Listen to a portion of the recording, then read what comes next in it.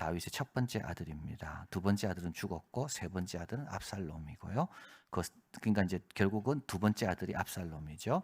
그 두 번째 아들 압살롬의 누이 다말이 있는데 암논이 이 다말을 범하고 쫓아냈습니다. 그리고 이제 시간이 2년이 지난 거죠. 다말에게는 이 2년은 수치의 시간입니다. 억울한 분노의 시간이고 다윗에게는 화가 나는 분노의 시간이고 압살롬에게는 복수를 준비하는 시간입니다. 이 2년 동안 다윗은 아무것도 안 합니다. 자, 그래서 오늘 본문이죠. 2년 후에 에브라임 곁 이제 양털 깎는 일이 있고 압살롬은 이제 2년 동안 준비한 겁니다. 예, 2년 동안. 그래서 이제 양털 깎는 그 즐거운 시간에 일부러 준비한 대로 하는 거죠. 다윗 왕이 오십시오. 그렇게 하는 겁니다. 그러니까 다윗 왕이 내가 갈 게 뭐가 있냐. 그러니까 괜찮다. 그러니까 이제 그때 이제 다윗에게 그러면 암논을 보내주십시오. 그러니까 다윗이 암논이 갈 게 뭐가 있냐. 그러니까 다윗에게 다시 간청하는 겁니다. 왕 당신이 안 오면 형이라도 오면 좋겠습니다. 그래서 다윗이 나를 초청했는데 그 다음에 자기 형을 초청하는구나. 그래서 다윗이 안심하고 이제 암논과 동생들을 다 보내게 되고 압살롬은 다 준비해 놓은 거죠. 그리고 암논은 그냥 안 왔을 겁니다. 압살롬 동생 그 2년 전 사건이 있기 때문에 아마 자기 수행원들 다 데리고 뭔가 좀 준비를 해서 왔을 겁니다. 위험한 일이 닥치면. 그런데 이제 압살롬은 신복들에게 술을 먹인 다음에 그 암논에게 술 취해서 정신 없을 때 그때 과감하게 해치워 버려라. 예. 그래서 한 번에 이렇게 쉽게 그냥 칼로 푹 찌가 죽은 게 아닙니다. 그 수행원들과 함께 격렬한 싸움이 있었을 겁니다. 그때 이제 압살롬의 신복들이 다 죽여버리고 그리고 이제 그 다윗의 나머지 동생들 여기 솔로몬도 있겠죠. 예, 솔로몬 10번째니까 나머지 동생들도 전부 막 놀라가지고 두려워가지고 노새를 타고 급히 돌아오게 됩니다. 자, 그런데 이제 30절, 31절입니다. 저희가 길에 있을 때 소문이 들립니다. 어떤 소문이냐면 압살롬이 왕의 모든 아들을 다 죽이고 하나도 남기지 아니하였다는 소문이 다윗에게 이르게 됩니다. 이때 다윗이 뭐 합니까? 예, 다윗은 가서 압살롬을 잡아오든지 해야 되지 않아요? 근데 그러지 못합니다.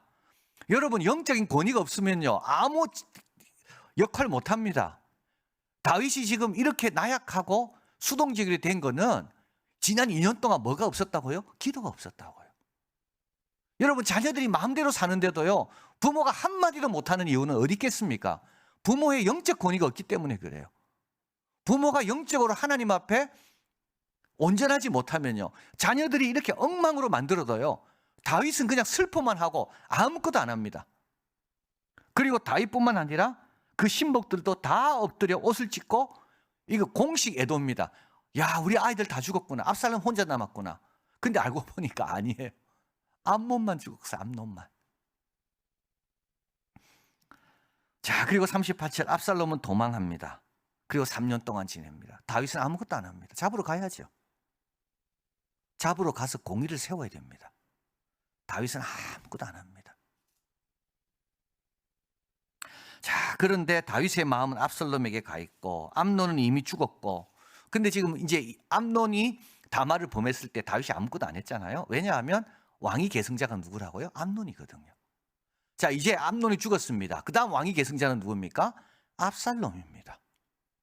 그래서 다윗은 또 압살롬에게 아무것도 못합니다. 자, 3년이 정도 지났습니다.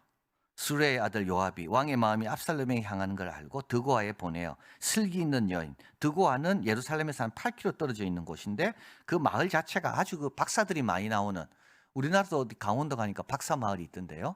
그 출신의 박사들이 많이 나왔다 그래가지고, 근데 여기도 이 드고아는 아주 이 지혜로운 사람들, 똑똑한 사람들이 많이 배출한 곳이 이 드고아입니다. 거기 이제 슬기 있는 여인 한 명에게 요압이 이제 그 여인에게 말할 것을 이제 넣어주는 겁니다. 여인이여, 당신이 가서 상복을 입고 다윗에게 가라. 그리고 나서 이렇게 말해라.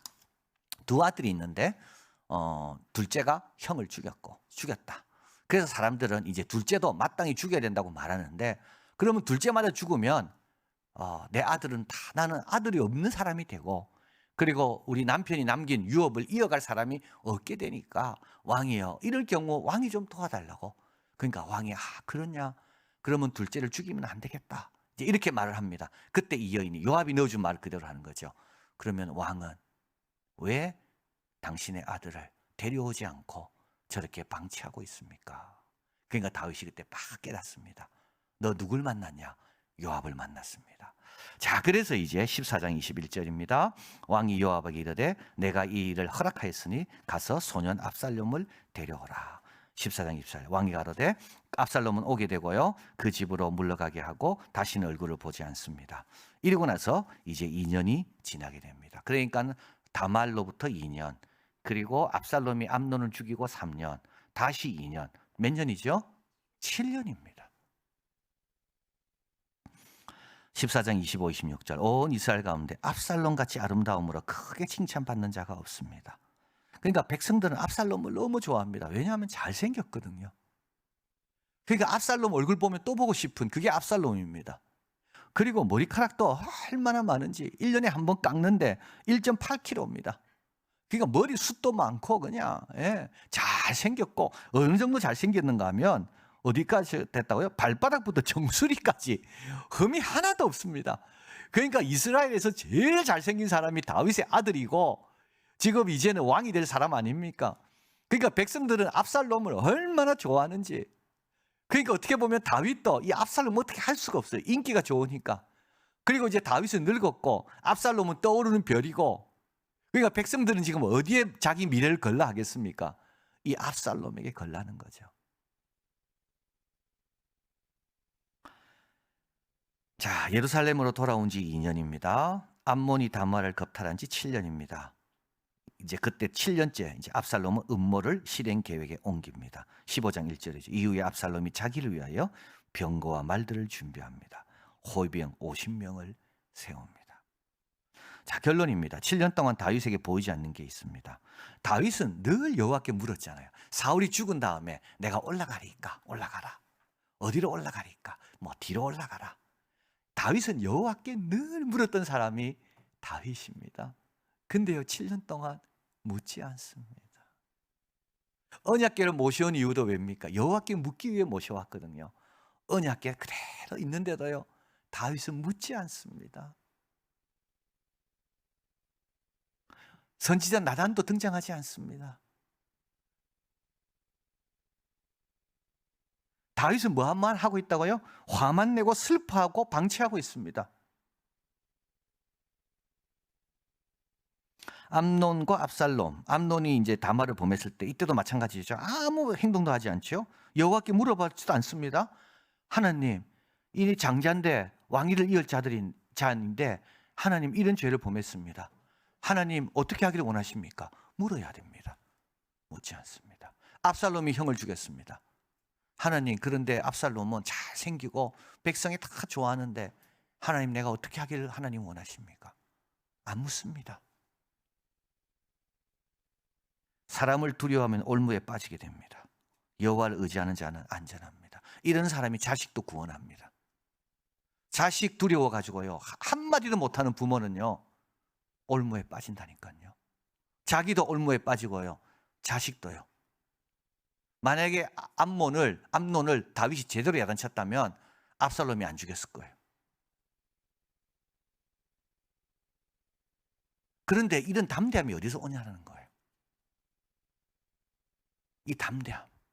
그러니까 자식 앞에 당당할 수 있는 거. 이게 어디서 옵니까? 자, 이렇게 사람 두려워하고 방황하고 하나님께 묻지 않을 때 엉뚱한 사람이 등장합니다. 그죠? 가장 강교한 요나답.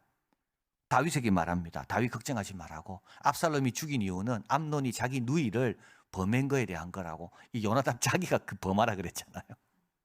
근데 나중에 다윗한테 가서 야, 이게 바뀐 줄 알고, 시대가 바뀐 줄 알고 이제 압살롬한테 잘 보여야 되겠다 해서 이런 사람이 등장한다니까요. 드고아 여인이 등장하고 요압이 등장하고 나단은 등장하지 않습니다. 그러니까 하나님께 묻지 않고 중심이 없을 때는 엉뚱한 사람 말에 이끌리게 된다니까요. 지금 그걸 보여주는 겁니다. 원래 신령한 다윗이었습니다. 근데 육신적인 다윗으로 바뀌었고요. 다윗은 얼마나 주도적인 사람입니까? 하나님이 하라고 하지 않는 것, 여호와의 전 짓는 것, 하나님 짓고 싶다고 말한 사람이 다윗입니다. 골리앗 앞에 누가 나가라 그랬습니까? 아무도 나가란 말 안 했거든요. 근데 주도적으로 하나님을 사랑해서 먼저 행동하는 사람이 다윗입니다. 이런 다윗이 어떻게 바뀌었습니까? 굉장히 수동적으로 바뀌었습니다. 여러분, 뭐가 없기 때문에요? 기도가 없으면 그래야 됩니다. 늘 끌려다니는 거죠. 7년 동안 끌려다녀요. 다윗의 권위와 지혜와 담대함은 다 어디서 옵니까? 하나님과의 관계에서 옵니다. 여러분, 권위는요, 하나님이 세워줘야 되는 거고요. 권위는 하나님과 관계가 좋을 때만 권위가 세워지는 거지, 권위는 저절로 세워지는 게 아닙니다. 지혜도 마찬가지입니다. 다윗은 어디 가든 지혜롭게 행하든, 그래서 어디 가든 백성들이 좋아했거든요. 그건 하나님과의 관계 때문이에요. 이 담대함은 어디서 왔습니까? 자, 그래서 한번 보시길 바랍니다. 여러분, 야곱 한번 보십시오. 바로를 만났잖아요. 바로 만나자마자 야곱이 축복해 줍니다. 야곱은 이때 140세고요. 참 험악한 세월을 보냈다고 말했지만 오히려 바로가 야곱의 축복을 받습니다. 요셉은 바로 앞에 서잖아요. 감옥에 있다가 그때 요셉이 첫 번째 한 말이 뭡니까? 꿈의 해석은 나한테 있는 게 아니고 우리 하나님이 당신에게 평안한 답을 주시리라.